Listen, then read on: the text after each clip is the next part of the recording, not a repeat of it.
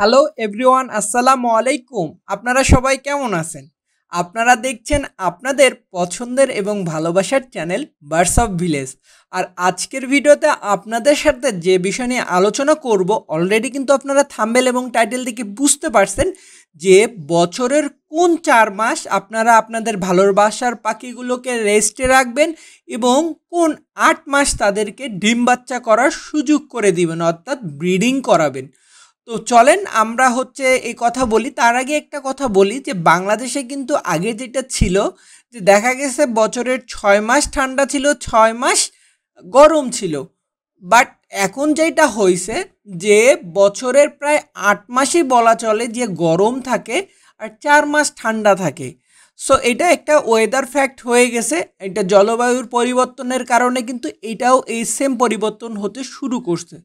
আর আপনারা যদি আমার এই চ্যানেলে নতুন দর্শক হয়ে থাকেন, ইউটিউবে অবশ্যই সাবস্ক্রাইব করবেন, ফেসবুকে দেখে থাকলে অবশ্যই ফলোয়ার বাটনটা অন করে রাখবেন এবং এই টাইপের নতুন নতুন ভিডিও পাওয়ার জন্য নোটিফিকেশনটা চালু করে রাখবেন। তো চলেন প্রথম কথা বলি, আমি আমার পাখিগুলোকে বছরে এই 4টা মাস রেস্টে রাখি। নাম্বার 1, আমি জুন মাস, অর্থাৎ বছরে জুন মাস শুরু হয় আর মে পর্যন্ত আমি আমার ঠিক জুন থেকে আমার রেস্ট শুরু হয়। হ্যাঁ, প্রতি বছরে জুন মাসে অর্থাৎ মে মাসের শেষের দিকে অর্থাৎ জুন মাসের একদম প্রথম থেকে আমার পাখিগুলো রেস্ট পেতে শুরু করে। কারণ এপ্রিল পর্যন্ত ঠান্ডা থাকে, মের মাঝামাঝি পর থেকে গরম পড়তে শুরু করে, কিন্তু আসলে ক্লোজিং করতে করতে জুন বেজে যায়। জুনের মধ্যে কিন্তু গরম পড়তে শুরু করে। জুন যেতে যেতে না যেতে আবার চলে আসে জুলাই মাস। আর এই জুলাই মাসে কিন্তু সবচেয়ে ভয়ঙ্কর মাস আমার কাছে মনে হয় এই জুলাই মাসটা তীব্র আকারে গরম থাকে। এই সময় সবচেয়ে বেশি গরম থাকে আমাদের দেশে। অন্য দেশে যাই না, কিন্তু আমাদের দেশে এবং আমাদের পাশের দেশে যারা ইন্ডিয়ার দর্শক যারা ভিডিও দেখে থাকেন তাদের ওখানে কিন্তু বেশ গরম থাকে। আর আরেকটা কথা বলি আমি, সেটা আমার কিন্তু সব পাখিকে রেস্ট দেওয়া হয় না। কোন পাখিগুলোকে রেস্ট দিই আমি বছরে সব সময় আর কোন পাখিকে রেস্ট দিই না, এটার উপর কিন্তু আমার চ্যানেলে ভিডিও দেওয়া আছে। যারা ইউটিউবে ভিডিও দেখেন এখানে দেখে নিতে পারেন। সবচেয়ে তীব্র তাপ প্রবাহ থাকে কিন্তু এই জুলাই মাসে। আর আপনারা কিন্তু ভিডিওটা দেখে নিতে পারবেন যে আমি বছরে কোন কোন পাখিগুলোকে সারা বছর ব্রিডিং করাই আর কোন পাখিগুলোকে আমি রেস্টে দেই। সো আমার যে পাখিগুলোকে রেস্টে দেই সেই পাখিগুলো বড় টাইপের পাখি, যেমন ককেটল, লাভবার্ড, রিংনেক।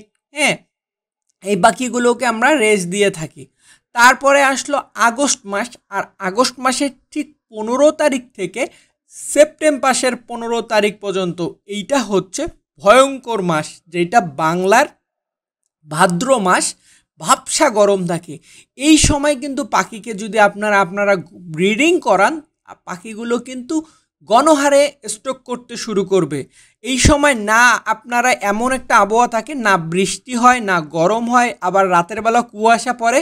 সো মিক্সচার একটা আবহাওয়া, যে আবহাওয়াটা আমাদের জন্যও হানিকারক, পাখির জন্যও হানিকারক। তারপর দেখতে দেখতে আমাদের চলে আসে সেপ্টেম্বর মাস। আর সেপ্টেম্বর মাসেরও কিন্তু ঠিক 15 তারিখ পর্যন্ত এইরকম খারাপ একটা আবহাওয়া যায়। আর এই জন্য আমরা কিন্তু পুরা সেপ্টেম্বর মাসটাই রেস্টে রাখবো। কারণ সেপ্টেম্বর মাসটার পরের দিকে না ঠান্ডা পড়তে শুরু করে না গরম থাকে। এইরকম একটা আবহাওয়ার মধ্যে আপনারা কিন্তু আপনাদের পাখিগুলোকে ব্রিডিংয়ে দিতে পারেন না। কিন্তু সেপ্টেম্বরের ঠিক 15 তারিখ থেকে অর্থাৎ কালকে থেকে আমি যেটা করব, আমার পাখিগুলোকে ব্রিডিং কোর্স করাতে শুরু করব। পাখিগুলোকে ব্রিডিং কোর্স করার প্রস্তুত নিব। আর পাখিকে ব্রিডিং কোর্স কীভাবে করাবেন এটার উপরেও কিন্তু ভিডিও দেওয়া আছে। ঠিক ওইভাবে পাখিগুলোকে ব্রিডিং কোর্স করায় ঠিক আমরা শুরু করব, সেটা অক্টোবর মাস, অর্থাৎ অক্টোবরের মাস। আর সেপ্টেম্বরের সময় শেষে ঠিক অক্টোবরের আগ মুহূর্তে কিন্তু ওয়েদারটা এইরকম থাকে, রাতের দিকে কিন্তু আমাদের হালকা হালকা ঠান্ডা লাগতে শুরু করে। তার মানে আমরা বুঝতে পারি যে আমাদের হয়তোবা যে ঠান্ডা পড়তে শুরু করছে। আর আমাদের এই পাখিগুলো কিন্তু ঠান্ডার দেশের পাখি। আর এদের কিন্তু ঠান্ডায় এরা সবচেয়ে ভালো ব্রিডিং করে। এই জন্য ঠিক আমরা যেটা করি বা আমি যেটা বলবো আপনাদেরকে সাজেস্ট করব, হ্যাপি অক্টোবর, অর্থাৎ অক্টোবরটাই কিন্তু এই যে ঠান্ডা পড়তে শুরু করে, সব জিনিস ঠান্ডা হতে শুরু করে। সো আপনারা অক্টোবরের 1 তারিখ থেকে শুরু করবেন আপনাদের ভালোবাসার পাখিগুলোকে ব্রিডিংয়ে দিতে। আর এই অক্টোবর থেকে শুরু করে অক্টোবর, নভেম্বর, ডিসেম্বর, হ্যাঁ, জানুয়ারি, ফেব্রুয়ারি, মার্চ, এপ্রিল, মে, এই 8টা মাস আপনারা নিশ্চিন্তায় ব্রিডিং করাতে পারবেন। হ্যাঁ, এই 8টা মাসের মধ্যে কিছু কিছু পাখি আছে যেগুলোকে 2বার ব্রিডিং করার পরে একবার রেস্ট দিতে হবে, যেমন ককেটল পাখি, লাভবার্ড পাখি। কিন্তু এই সময়টা আপনারা অল্টারনেটিভ আপনারা ব্রিডিং করাতেই পারবেন। এই সময় কিন্তু আপনারা যদি পাখিগুলোকে ব্রিডিং শুরু করেন তাহলে পাখিগুলোর আলহামদুলিল্লাহ আমার বিশ্বাস কোনো রকম কোনোভাবে পাখিগুলোর কোনো ক্ষয়ক্ষতি হবে না। আর ঠিক অক্টোবর থেকে পাখিগুলো কিন্তু আপনার ব্রিডিং শুরু করবে। এখন আপনাদেরকে আমি একটা কথা বলতে চাই যে পাখিগুলোকে আমরা কেন রেস্ট দেই বা পাখিগুলোকে রেস্ট দিলে কি উপকার হতে পারে, আর রেস্ট থেকে পাখিগুলোকে রিকভারি করব কিভাবে, এইগুলোর উপরে ইনশাল্লাহ আমি হয়তো বা কালকে না হলে পরশুদিন আবারও ভিডিও দিব যে আপনারা পাখিগুলোকে রেস্ট থেকে আবার কিভাবে রিকভারি করবেন, রেস্ট টাইমে কিভাবে পাখিগুলোকে যত্ন নেবেন এবং পাখিকে ব্রিডিংয়ের আগে আবারও নতুন করে তৈরি করার জন্য আপনারা কি করবেন। সো আমিও কিন্তু আমার পাখিগুলোকে 4টা মাস রেস্ট দেওয়ার পর কিন্তু এটা শুরু করি। আর আমি আপনাদেরকে আরও একটা কথা বলতে চাই যে প্রতিটা জিনিস, যেমন আপনারা যদি একটা মেশিন চালান, মেশিনটা কিন্তু আপনারা দেখা যাবে 10 ঘন্টা যদি বা 24 ঘন্টা চালান, দেখা যাচ্ছে 16 ঘন্টা চালাচ্ছেন, 4 ঘন্টা রেস্ট দিচ্ছেন। আবার কিন্তু দেখা যাচ্ছে যে 4 ঘন্টা চালু করতেছেন বা 10 ঘন্টা চালাচ্ছেন, 12 ঘন্টার, এইভাবে কিন্তু মানুষ রেস্ট দেয় মেশিনটিকে। এটা তো একটা প্রাণী। সো এগুলোকে যদি আপনারা রেস্ট না দেন এটার কিন্তু পরিস্থিতি ভয়ঙ্কর আকারে হবে, যেটা ফলাফল খুবই খারাপ হবে। সো আপনাদেরকে এই জন্যই রিকোয়েস্ট করব যে আপনারা পাখিগুলোকে বছরের এই 4টা মাস রেস্ট দিবেন, যাতে 8টা মাস আপনারা এটা থেকে ভালো একটা রেজাল্ট পেতে পারেন বা পাখিগুলোকে যেন সুস্থ থাকে।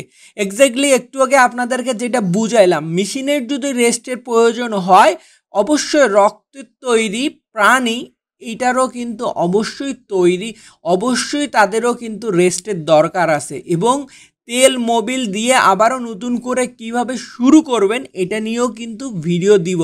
আজকের ভিডিওতে বললাম না, কারণ বলতে গেলে ডিউরেশন টাইমটা অনেক বড় হয়ে যাবে। এই জন্য নেক্সট ভিডিওতে ইনশাল্লাহ বলবো যে আপনারা রেস্ট থেকে কিভাবে আপনাদের পাখিগুলোকে আবারও রিকভারি করে ব্রিডিংয়ে দিবেন। জানি না ভিডিওটা কেমন লাগলো, আর ভিডিওতে যদি ভুলভাল কোনো তথ্য দিয়ে থাকি অবশ্যই ক্ষমা দৃষ্টিতে দেখবেন আর আমার ভুলটা ধরায় দেওয়ার চেষ্টা করবেন। আর একটা কথা বলছি, যদি আপনার এই ভিডিওটা দেখে উপকারে লাগে, অন্য কারো লাগবে এরকম চিন্তাভাবনা থাকে, তাহলে অবশ্যই ভিডিওটা নিজ দায়িত্ব শেয়ার করে দিবেন আর কমেন্টের মাধ্যমে জানিয়ে দিবেন যে ভিডিওটা কেমন লাগলো। সো এতক্ষণ আমার সঙ্গে থাকার জন্য অসংখ্য ধন্যবাদ। ভালো থাকবেন, ভালোবাসার পাখিগুলো ভালো থাক, এই বলে আজকের মতন বিদায় নিচ্ছি। আল্লাহ হাফেজ, আসসালামু আলাইকুম।